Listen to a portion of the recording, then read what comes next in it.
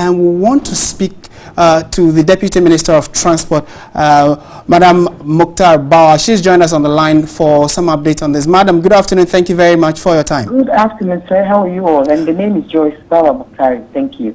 All right. Thank you very much for the correction.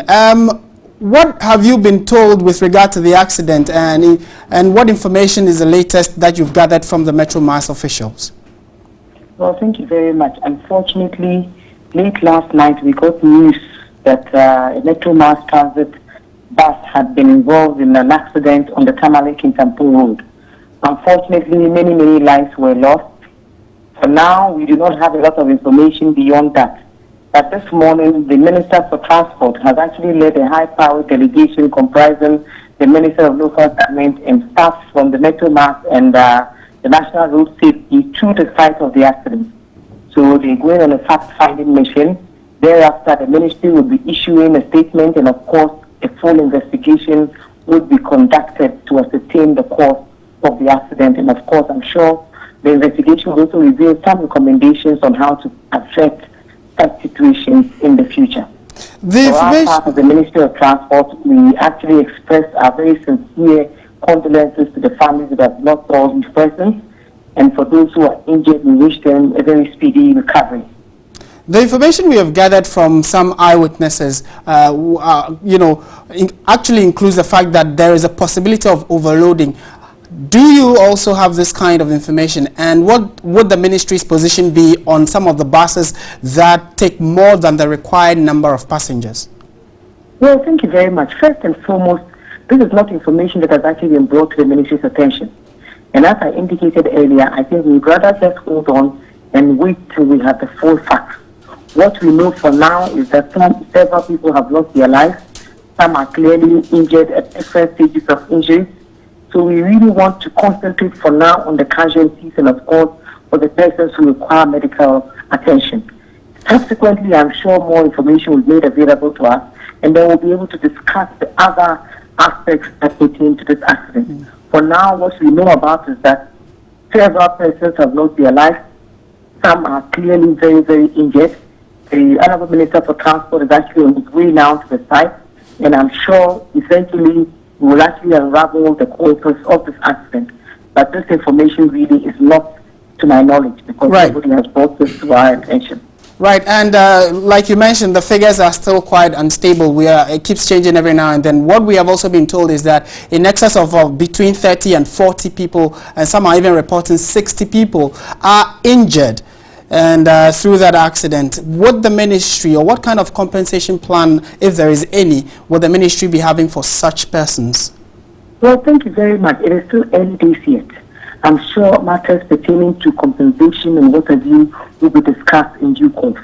Metro Mass buses are actually adequately covered by insurance, so they do have insurance as well. What we are doing for the time being is first and foremost to ensure that we console the bereaved families, that we ensure that those who require medical attention get the requisite treatment, and that those who have actually unfortunately lost their lives also are well preserved, and also remember that their families would have to actually go through the very painful process of identifying the bodies as well. Presently, we are looking at the very urgent and emergency needs, and thereafter we'll be discussing matters pertaining to compensation and what have you. For the time being, we're focusing more on how to preserve lives, preserve property, and of course to ensure that the families are informed accordingly about the relatives who have lost their lives. Right, and also preliminary information we are gathering also indicate that the engine of the bus fell off due to the impact maybe, and that has raised a number of questions with regard to the maintenance culture of a number of these buses. Are you able to tell us how regularly the Metro Mass buses are maintained? You see, sometimes when these accidents occur, people will want to ascribe all sorts of reasons. This is the very first time in the history of Metro Mass Transit Company Limited that we've actually had such a horrendous motor traffic accident. So I would want to leave it for now with the comments I made earlier. Okay. First, the Honorable Minister for Transport, Honorable Fifi Kwete, is leading a delegation to the site of the accident presently. Okay. Secondly, that we commiserate, as His Excellency John Dramani Mahama has done, with the families who are bereaved at this time. and that all other issues that pertain to this accident will in due course be discussed and made public. But for the time being, our condolences go to the families that have lost all these people. We also wish the very best to those who are injured and wish them a safe recovery. For the time being, we are concentrating more on our emergency response to this unfortunate accident. All right, Madam, if you just indulge me briefly, still on accidents, yesterday night we were told that a ferry carrying close to about 500 people and about 2 or 3 vehicles nearly sunk, had an accident at on the Volta Lake. This information, I saw the statement you released saying that some naval boats have been able to rescue the persons that were on board the ferry. How difficult has it been for you having 2 such incidents coming at one night? Well, unfortunately, we've had a very, very difficult night, as I indicated earlier. Yes, earlier on in the day yesterday, we received reports about the apparent distress in which the ferry on the Yapi-Makango route had actually found itself. Fortunately, the Ghana Navy was on hand. We actually went into action. The response was swift. The ferry was actually rescued and salvaged to safety, and all passengers and cargo were likewise protected and taken to the shore safely. In fact, we are actually very thankful that there were no casualties, that they preserved both the human life and the cargo that the ferry was carrying.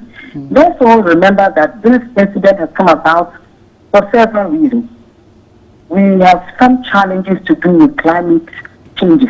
The water levels are actually very, very low, making navigation very difficult. But in all things, let's give thanks to God that fortunately yesterday, a near disaster was averted on the Yapi-Makango road. But for going forward, the ministry will be reviewing all the activities pertaining to lake transport in this country. And I'm sure we will be taking a very holistic approach to how to prevent such occurrences in the future. We express our sincere gratitude to the Volta Lake Transport Company and, of course, the Ghana Navy for their rapid response to this action. Right. My final 2 questions would be, first of all, we are also told that as a result of the climate change, the water levels had dropped, and for which reason might have caused that accident.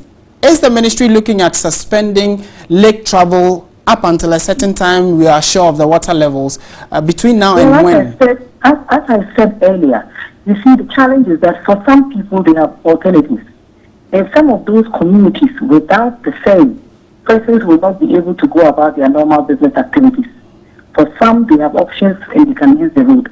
But for the time being, as much as the experts agree that the ferries can call at those locations, we are happy to do just that and to provide the service. But yes, every now and then in every field of endeavor, these incidents might occur. But what we should be grateful for is that when they do happen, that we are able to salvage the situation and to do so quickly. And yes, we'll be looking at all these issues going forward. Right, and the final question would be, we are told that they will now have to carry the vessel off, as in probably split it apart. What is the action plan in getting it off the lake for maintenance, and how soon are we likely to see a new ferry on the lake? Well, certainly the experts from the Volta Lake Transport Company Limited, I'm sure, will soon be at the scene. They will be reviewing the ferry and all the issues that are wrong with it. But yes, the information reaching me is that the ferry was actually saved from sinking, and that it was actually went back on the course of its trip, and that there were no problems. In fact, the ferry, as we speak now, has not been grounded. So indeed, a near disaster was averted. Passengers were saved, and so was cargo. We will be reviewing our activities in regards of lake transport as we go along. But for the time being, some people have no other alternative but to utilize these ferries for their crossing. And I'm also told that yesterday, that particular ferry was the last one. And normally when it's the last voyage, the passengers would actually insist on carrying all their cargo. And so I think to a large extent, there was a slight issue about the ferry probably carrying a lot more than it could have. But I think, as I said earlier, we are grateful to the Ghana Navy for their... How soon are we seeing a new ferry? If you can help us with that briefly. Well, I would like to discuss that with the Volta Lake Transport Company Limited. You know, the ferries are not things we procure daily. Okay. So we would want to be sure that this ferry really must be decommissioned first and foremost, because we haven't answered that question whether or not it is the ferry that needs decommissioning or that a new ferry is required at all. I'm sure eventually we'll be apprised of the facts and then we'll be able to inform the public accordingly. Okay.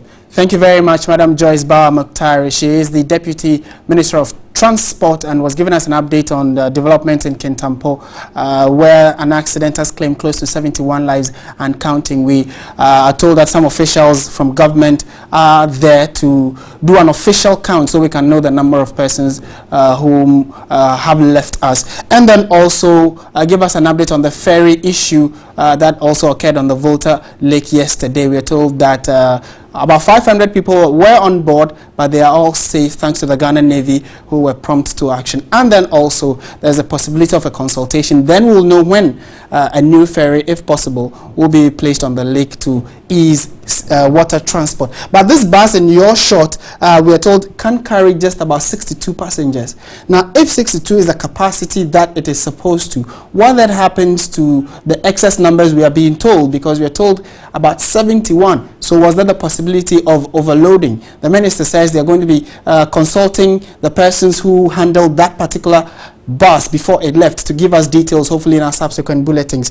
But this is the one that they call the VDL new plan. Its capacity is 34, and it can commute just between cities, probably just between Accra and Tema, or Accra and Nsawam, just shorter distances. So this is likely not to be the one that was traveling from Kumasi to Kintampo. The one that we are told was with registration number AS151415, and that particular one, we want to find out from the Metro Mass what make was it and what is the total capacity that it was supposed to carry. And in that regard, how come we have in excess of 71 people losing their lives to that unfortunate incident? We're working the lines to get Metro Mass officials on and when they do join us, we will pick and throw these questions to them.